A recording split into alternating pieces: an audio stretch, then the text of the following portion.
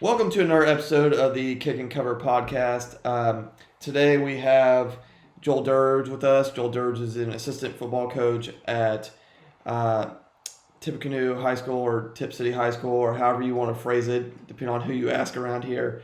Um, Joel has done two other prior videos for us. Joel, how you doing?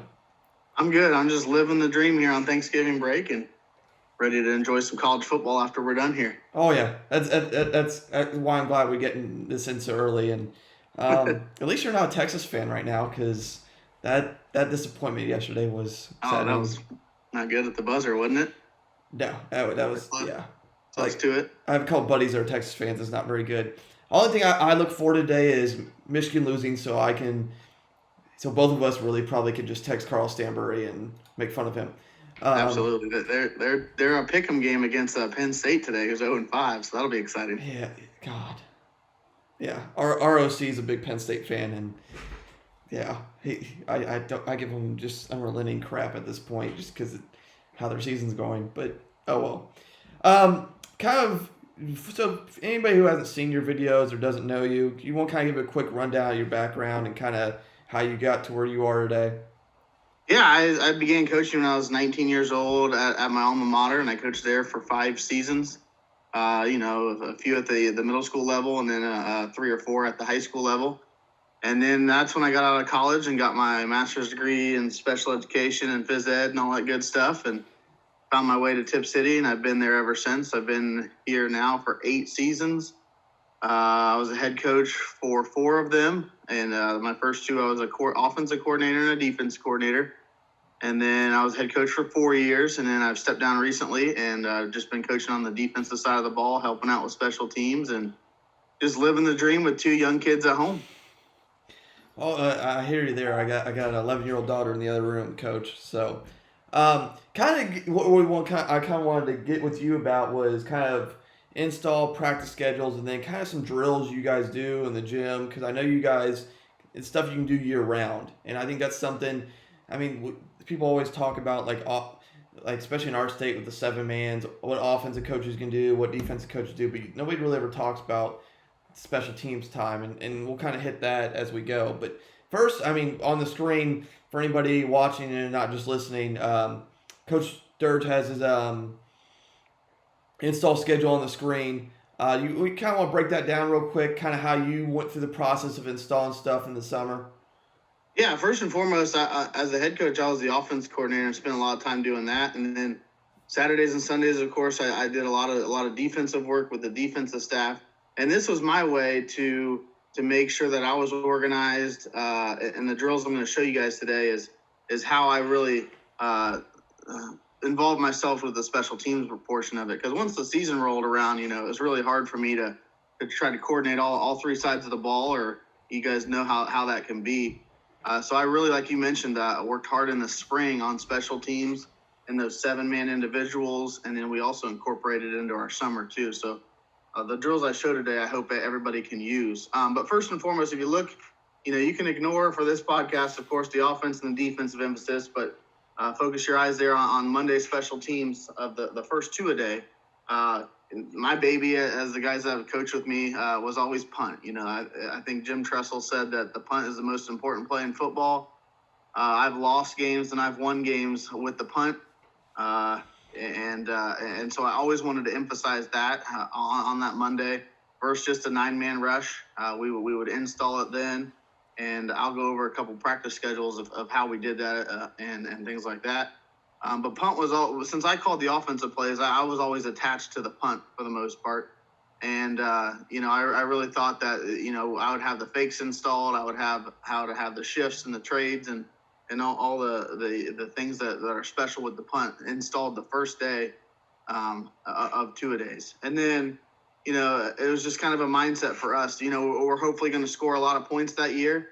So day 2, we would install the kickoff, and we would work the ball on the left, the right, and the middle hash.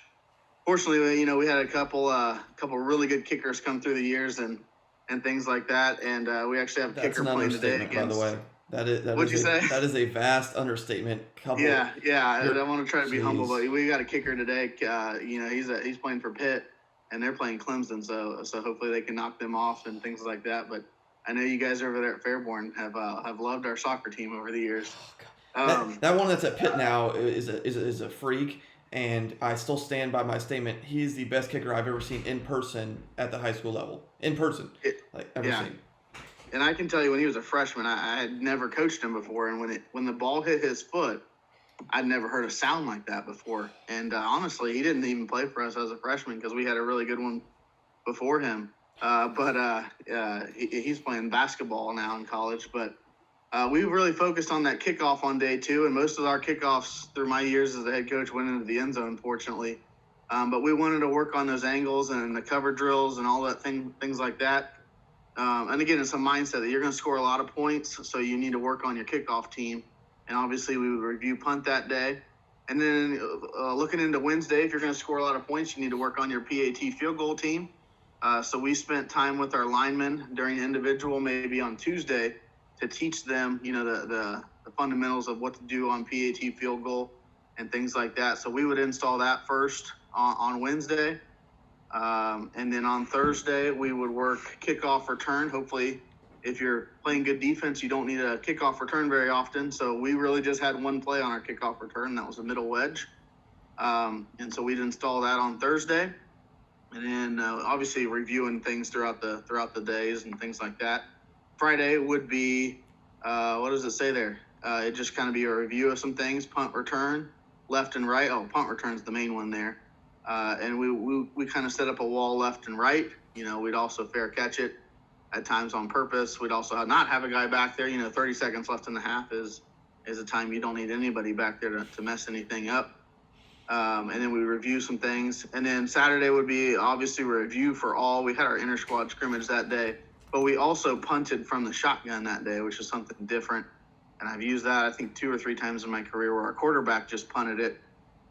So we kind of had to install that for 5 minutes with the offense, because we're fortunate enough at Tipp to not have any of our linemen really have to be on special teams.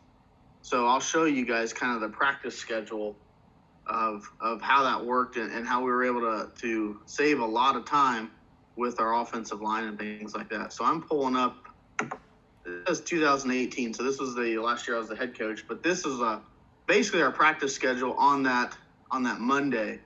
And we started at 6:30 in the morning, but let's just focus on the special teams aspect of it.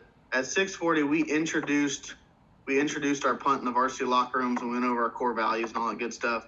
But that's when our linemen were separate. You see here, the linemen are separate for almost 4 10-minute periods, where I had them go through some things with jet sweep. Of course, anybody knows me, they were running jet sweep for 40 minutes.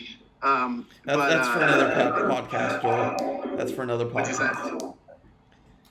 That's for another podcast that we will get into here shortly. I know.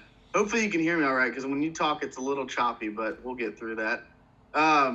So then we'd go out, we'd do the pre-practice warm-up, where we'd have guys returning balls, kicking balls, warming up, stuff like that. And then we'd, 7:15, we get right into our pride, which we had a lot of pride on our punt team. And we do it from the -30, and we just work on what we showed in film and in our meetings and things like that.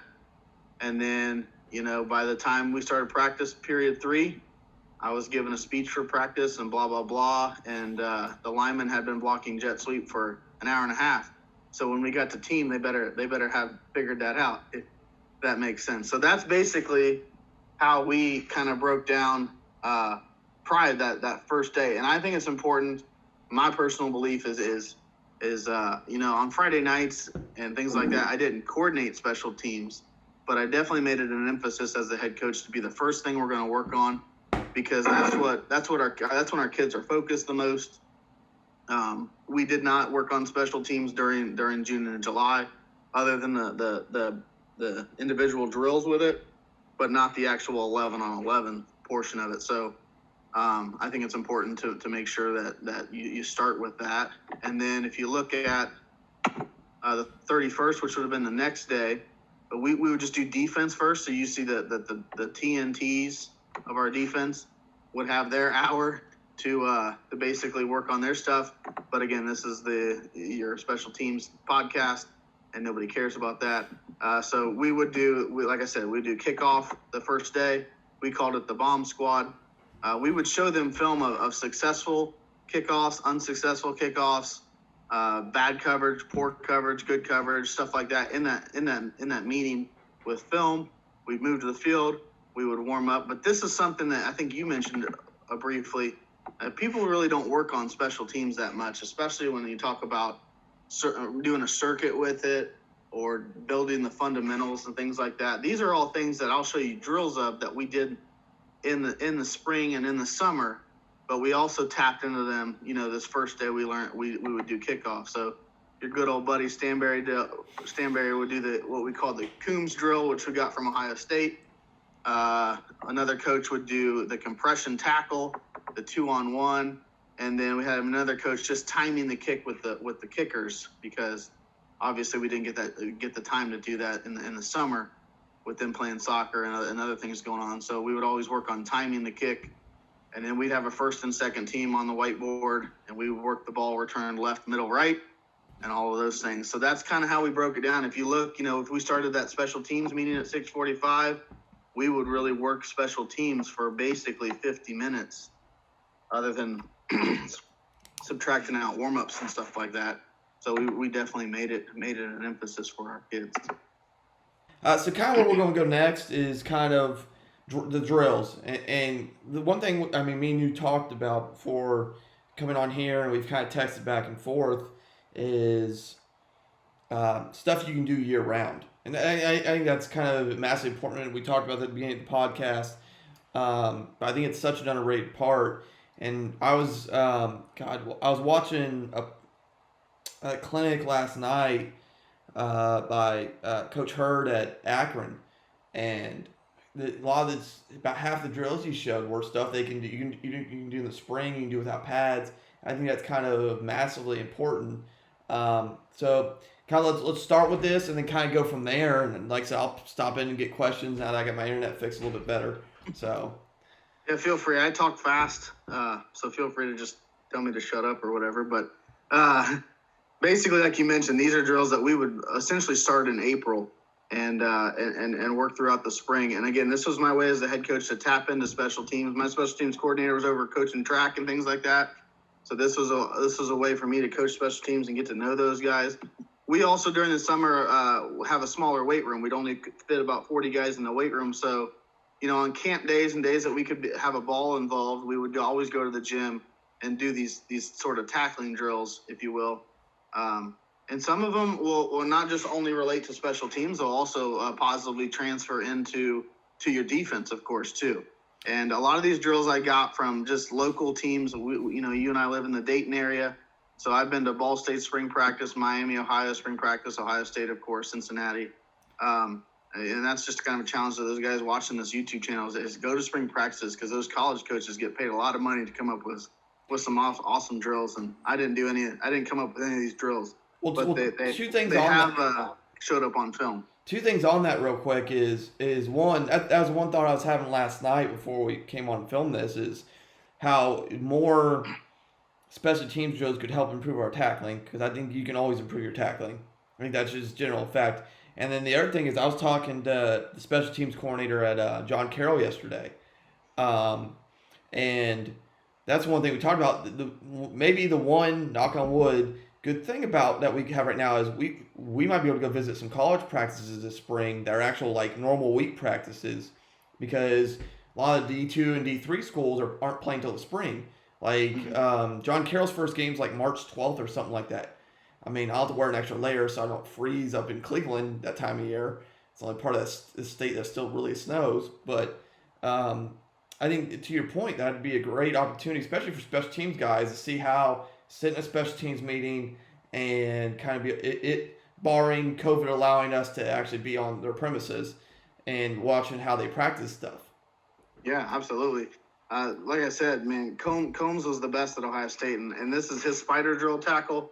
The reason it's called spider drill is because there's eight little legs, if you will. There's 1, 2, 3, 4, 5, and 6. And those are the cones kids run around. And then there's this 7th and 8th cone that are basically just out of bounds. But these are for our kids, not really for your podcast, because every coach that's watching these drills knows that you're going to get these things out of them.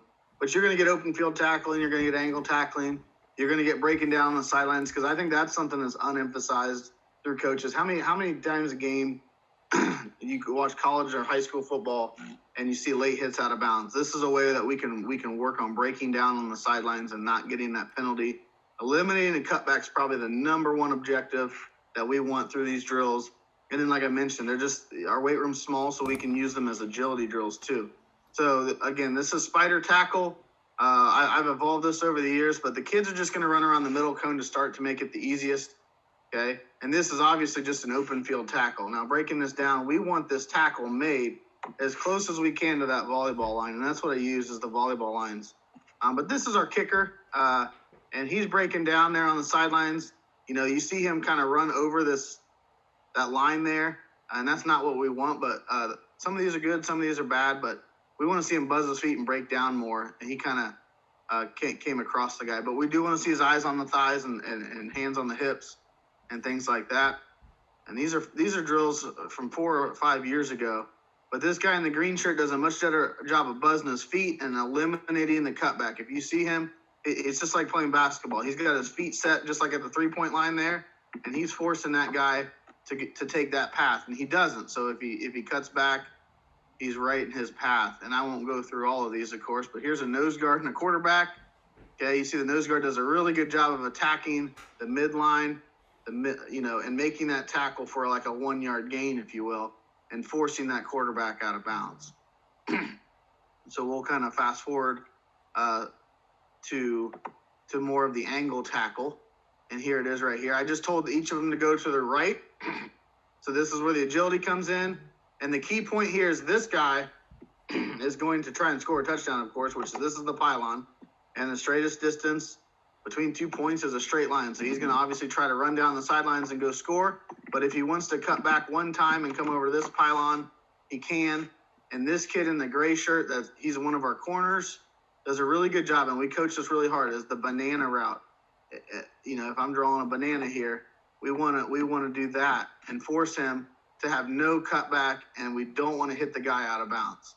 So there's a perfect job of the head on the back hip, if you will. And we want more breakdown. We don't want to hit him. We don't want him even running through this out of bounds line.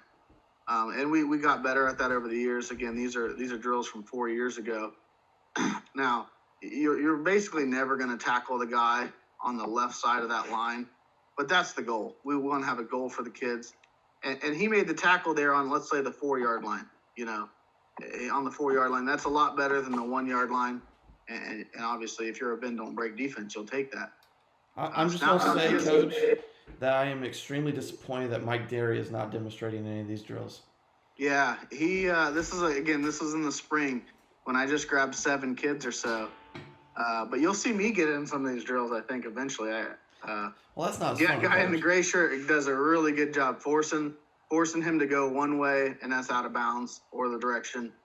You got to do a better job tackling him, of course. How many times, how many times in the spring did you, rep these in terms of how many days a week or month? How often? Probably just one. It really was Wednesday. Monday was offensive day after lifting weights with 7 guys. So I'd get action receivers and a quarterback. Tuesday I'd get the front 7, and then Wednesday I'd just get these guys for 15 to 20ish minutes, and I would just work these drills with them.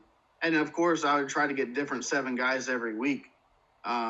But this was what I did on Wednesdays. And then Thursdays we did competition drills with teams and things like that. So we didn't do anything. But basically from January to May, I would try to get 15 minutes with these guys after weightlifting. And then I filmed this one on a Friday just because I knew I wanted these drills on tape so I could teach our kids really. This presentation I made was really more for the kids than this, but then I saw your podcast blowing up and I wanted to pass these drills on to other coaches and things. So this is the kickoff. Let's see. This is the kickoff. We called it the Combs drill from Ohio State. Okay. To fast forward here, this guy in the white shirt is running down, if this guy coming to block him, he's on the kickoff return team for the drill purpose. If he's coming to block him and he is not on this volleyball line, what we're teaching our kid in the white shirt to do is beat him with speed, jab him with the right foot, and then beat him with speed towards the ball carrier.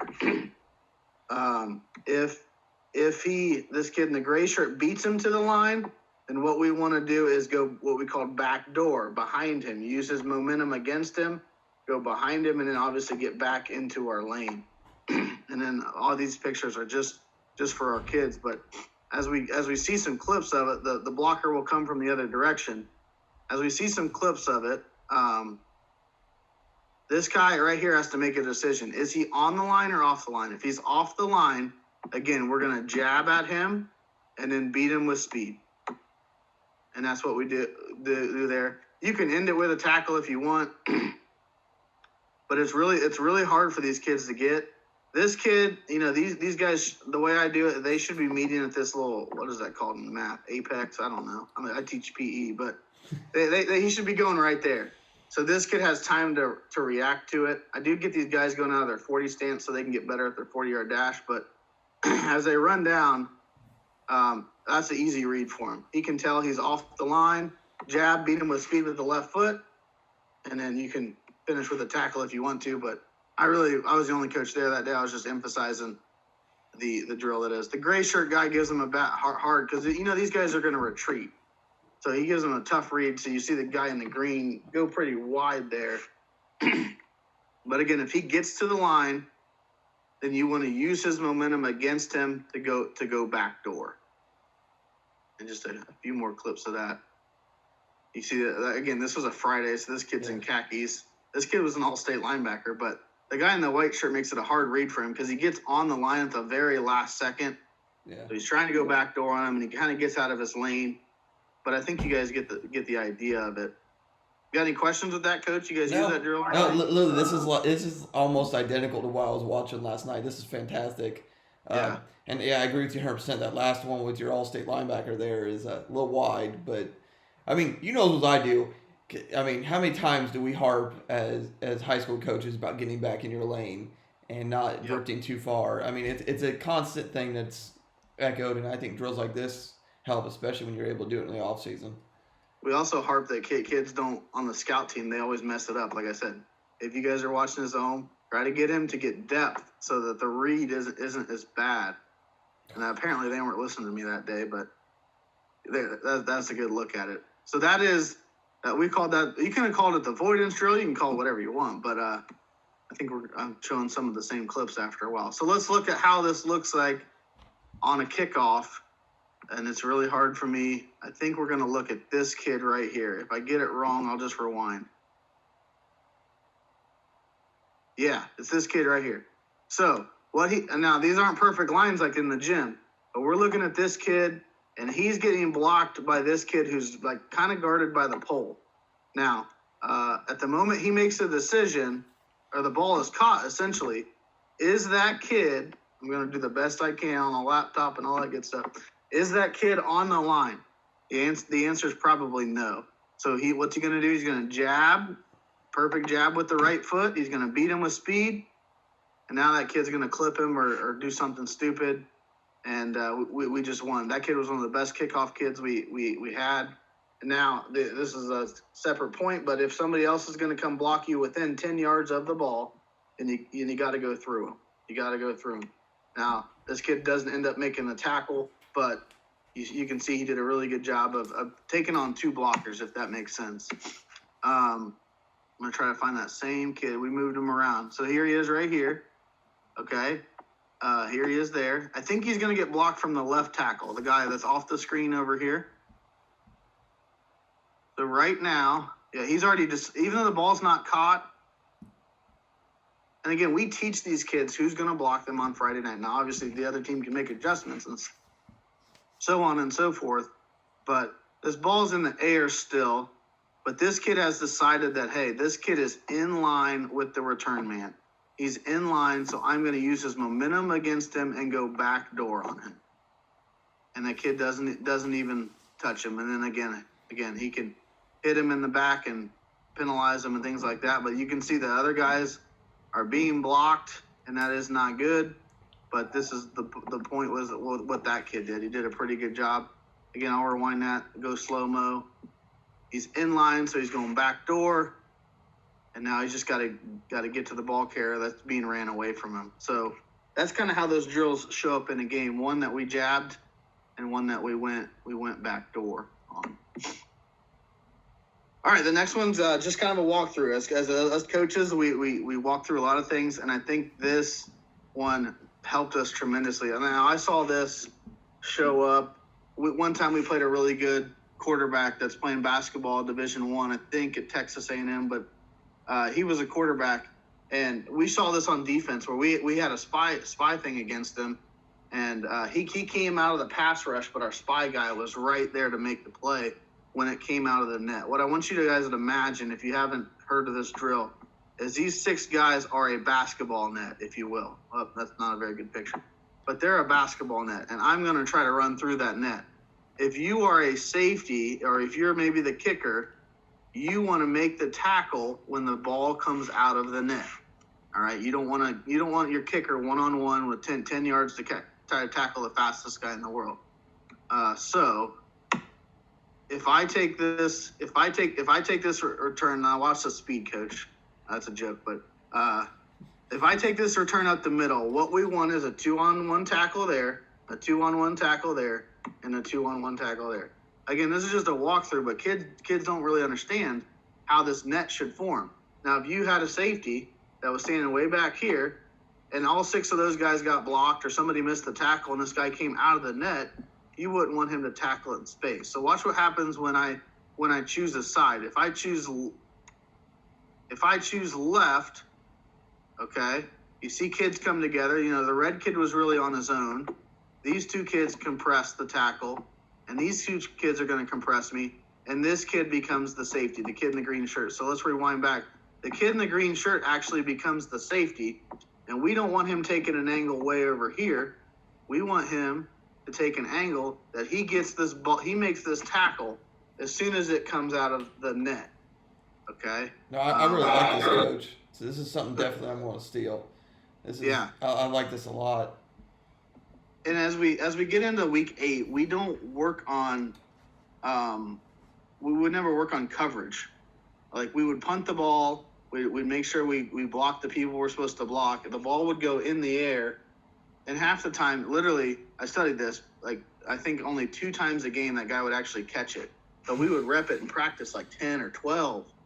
And so what we would just do is we'd punt the ball, and somebody would attempt to go try to catch it.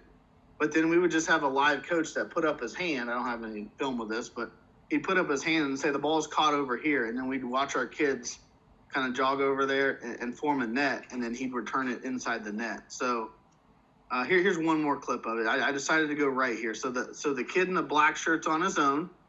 Red and gray come together. Green and white come together. And, like, this is our kicker. And he's by himself. So how does that formulate into a game? Here's what it looks like in a game. Obviously, we're punting here. Okay, I think this is kind of important. It doesn't really matter because everybody's got different schemes, but football is football. I want you to kind of watch these 2 guys, how they kind of form the net. Okay, number 13 here is realize that 33 is the first guy down, and he's gonna kind of set the net up. So he kind of comes inside of it. Now you see a net starting to form.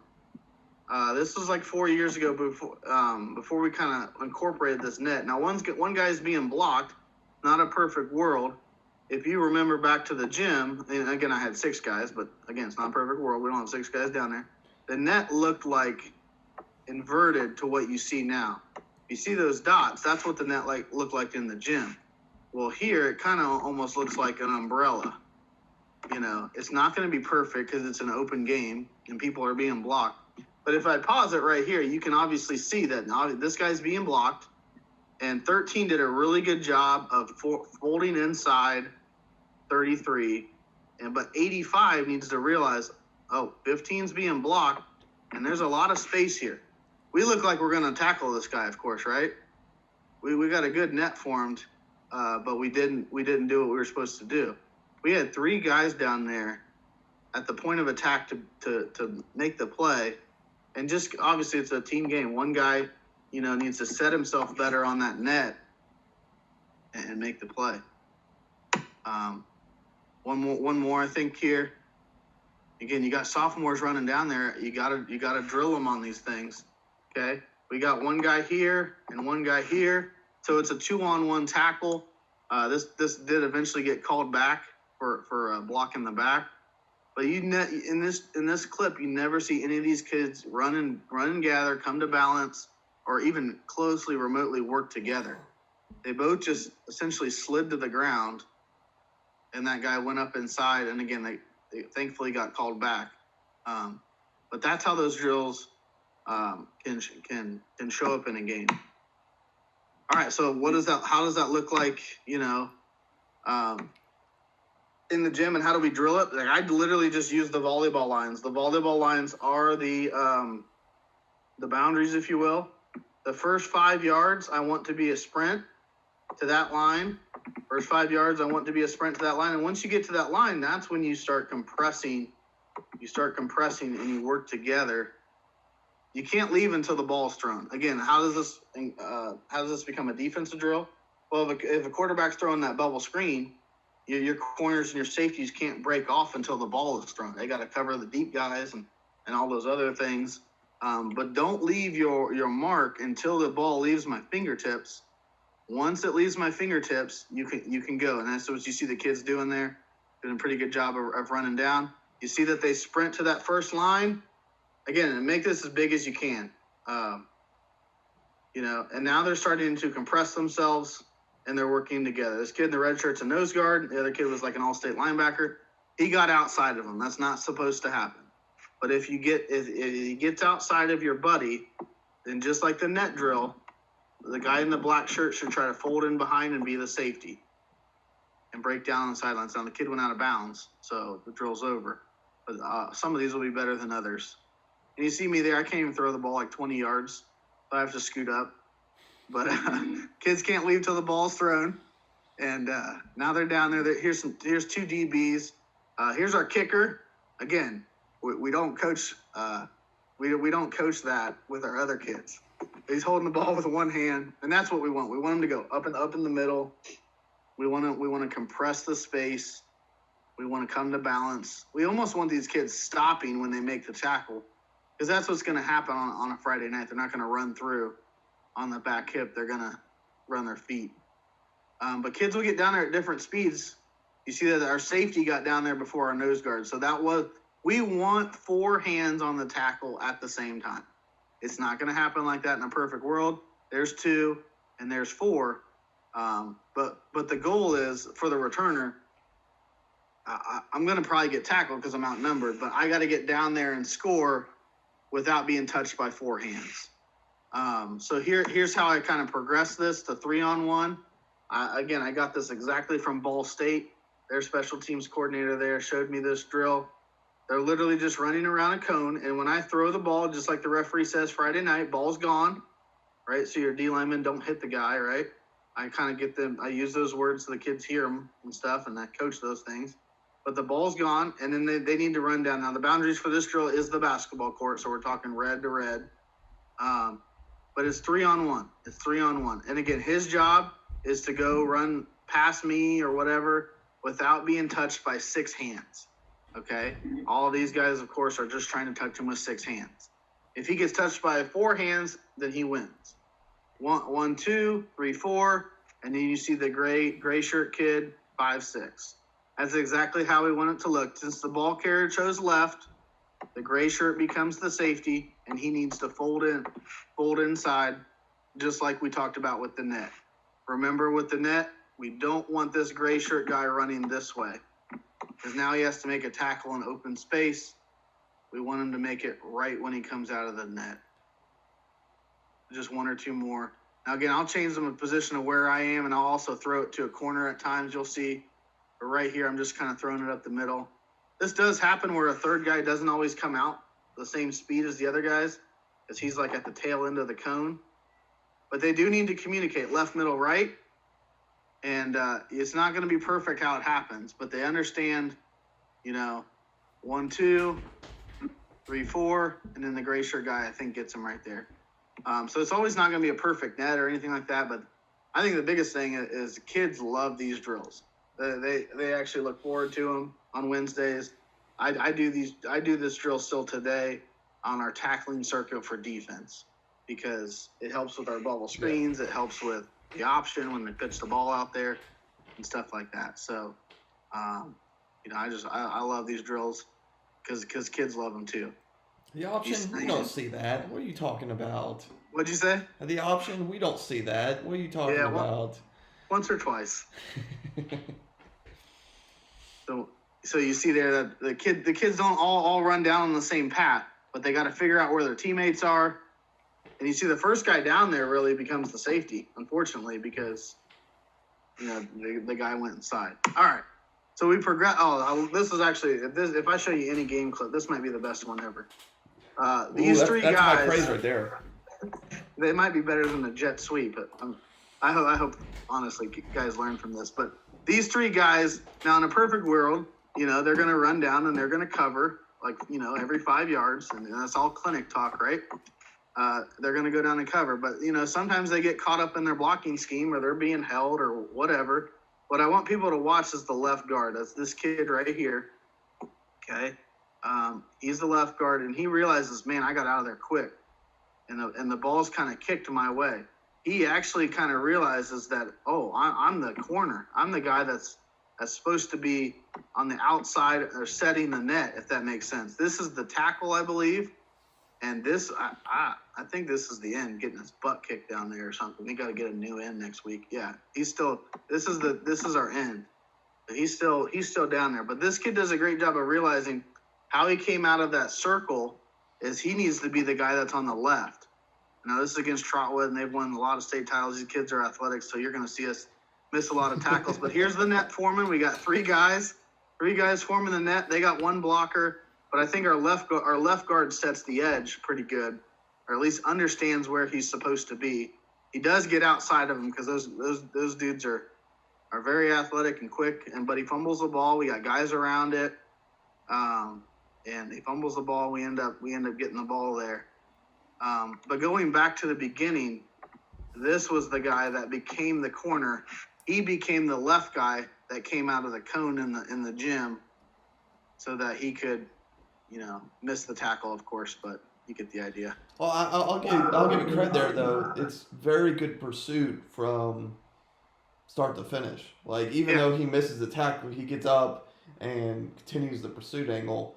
That's just understanding great effort and to continue to pursue your block, the ball carrier. Yeah. And you could sit here and talk about culture and all those things, but it's also the drill we did. Just throw out culture for a second, which you can't do, of course. But it's the drill in the gym. You got to get 6 hands on them or 8 hands on them until the end. So it just continues to go back to the drills that we do. All right. So now how do we progress that even more? Now, again, the kids love these. So I just keep making up drills and having fun with it. But this is 4-on-1. This is kind of more of a kickoff thing, but this is the boundary over here, this little black basketball line, and there's like another line over here that you can't see on film. So we're making it bigger, and it's 4-on-1. It's 4-on-1. So there's one guy down there, and again, sometimes if he just chooses the middle, the 2 safety guys don't fold inside, and he wins. And we do push-ups and stuff like that, but nobody wants to watch people do push-ups. But he chooses middle. There's your 2-on-1 compression tackle. There, I think the green guy got him, and then the gray guy's got to get him, and who knows if he did or not. But you see that net foreman right there, and the kids truly understand that net and things like that. Oops, forgot these are all aren't clips. So another important thing to know is you want your DBs out here, or at least the guys that you're going to put on the kickoff team on the edge. This is, again, the linebacker. That's the nose guard. They can really choose where they want to go, but as a coach, you can put them there too. Now, again, the ball leaves my hand. You're supposed to run. The only kid that figured that out, again, this is the first time I ever did these, but, he's only the kid that was paying attention.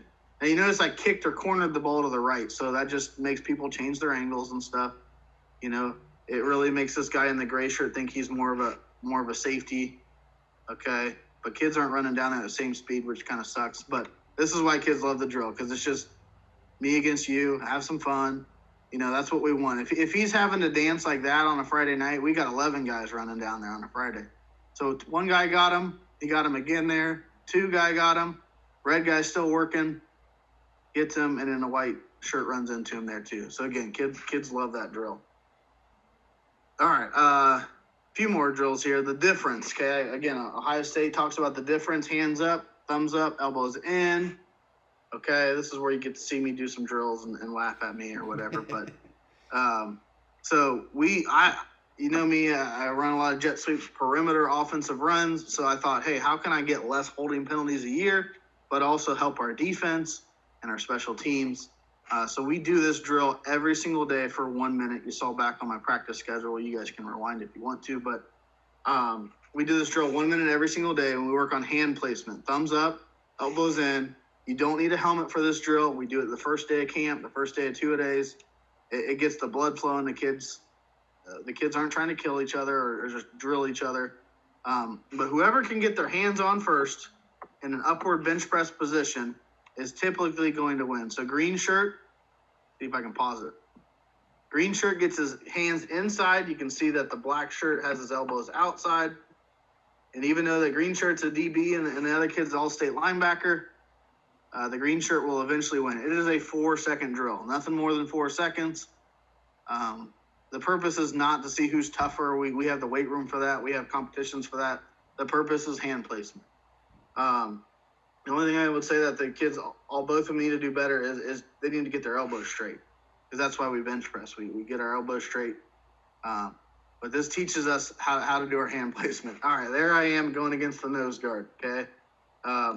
Who gets their hands on first? I think it's a tie. It almost looks like sumo wrestling right now, Coach, right? Okay. Yeah. Now if I pause it, you can see my elbows are locked out. My hands are inside. This kid probably benches 250. I probably benched 225 at the time or whatever. But because my hands are inside, I eventually get the leg drive. And you see that right there for all you guys on YouTube. I burned a tire. He burned a tire right there. He lost a shoe. I'm in khakis. Because I got my thumbs up and my elbows in, I end up winning that one. So you get the idea. Okay, the snag is the progression off of that. Okay, so we use this on our punt team. We use this as our corners and outside linebackers getting off perimeter blocks. It is the progression to the difference. You're gonna get thumbs up, elbows into the chest. Okay, once the elbows are locked, that's when you can use the snag to get off the block. What we want to do is literally rip his jersey this way into the wall, if you will, and get off the block with our thumbs up, our elbows extended. And they're just running down the field because it's like punt or whatever, but kind of get the idea. So a couple more here. Right guard, right tackle. They do a good job of blocking, and the punt's kind of weird because, on the punt team, you're blocking for a little bit, but then after 2 seconds or so, they're blocking you. So you got to kind of figure out if you're on offense or defense there for a little bit. But 85 and 13 never used it, and we hadn't taught it yet, so that's why I'm showing it. But we hadn't, they got to get outside releases. That's the goal. But they never get off their blocks. They never use a technique to try and block destruct or get off their blocks or things like that. But ball's fortunately fair caught. I think it's also important. Somehow you got to teach this. And if you want to do it in the 2-on-1 drill and just throw the ball to half court and have this guy fair catch it, what should we do when the ball is fair caught? We should run behind the guy. Now this ball's landing on the 50, so we're not worried about saving a touchback or whatever.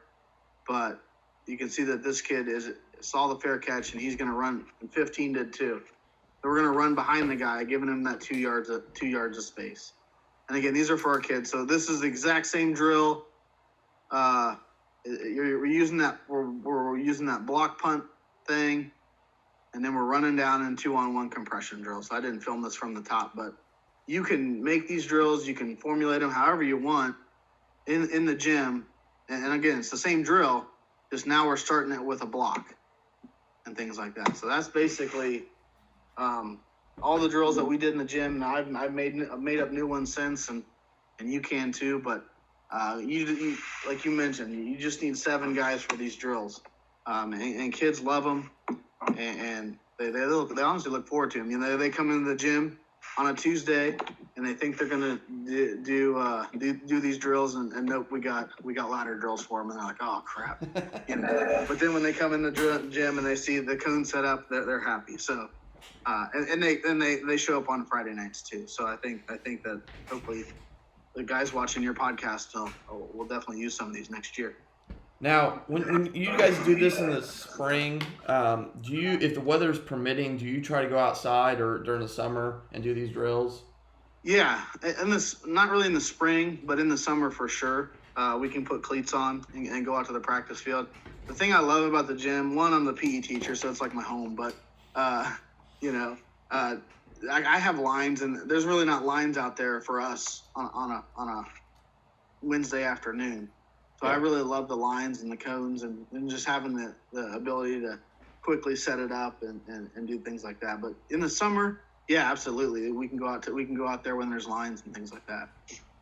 Okay.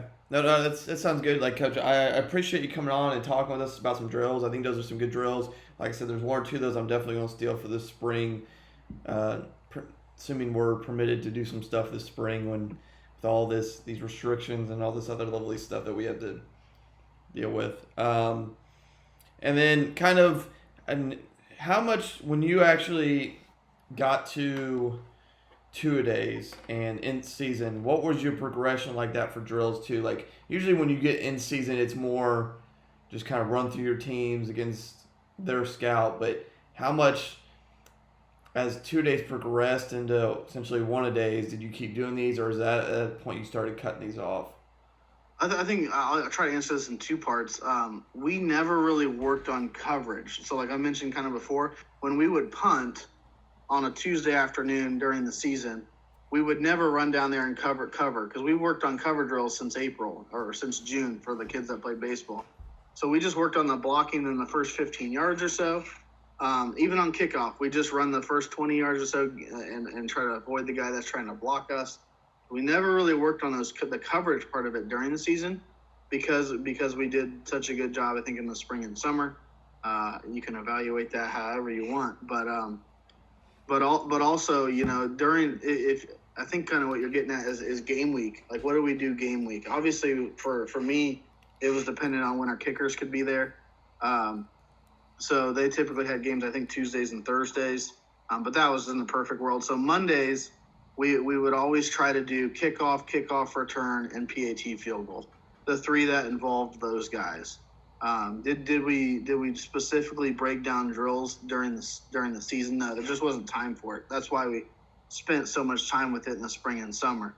So, you know, I would probably allot 15 to 20 minutes or so for those 3 special teams to happen. Now, if you're doing PAT field goal, I would highly encourage, you know, on Monday during game week, work the left hash with the 1s, and on the 2s, work the right hash, and just have them kick them balls simultaneously. Hopefully, you know, you're fortunate enough to have 44 players, but you can get so much more done like that. And then on Wednesday, just flip the hashes with the group, so that way the kicker's kicking both sides, and obviously put the ball in the middle too. But you know, don't just have one group going against air and 88 guys watching or whatever. You know, find the offensive line time to do stuff like that too. During that time, the guys that aren't on the PAT field goal. Yeah, I mean, I would do kickoff, return first. That way those offensive line guys have 10 extra minutes at Indy. And then do PAT field goal last. And obviously put like a competition into it too, you know. Well, that's great, Coach, and I appreciate it. And kind of just going to wrap up there. If anybody has any other questions for Coach or wants to get a hold of him, or wants a little bit know more about some of the newer drills he's doing, please reach out to him. His Twitter username and stuff will be in the bio below. Again, you can reach out to him there. Follow him on Twitter. He also has 2 other videos for us. You can just kind of look up on our channel that you can kind of check out if you're interested. But that is another episode of the Kick and Cover podcast. Thank you, and see you soon.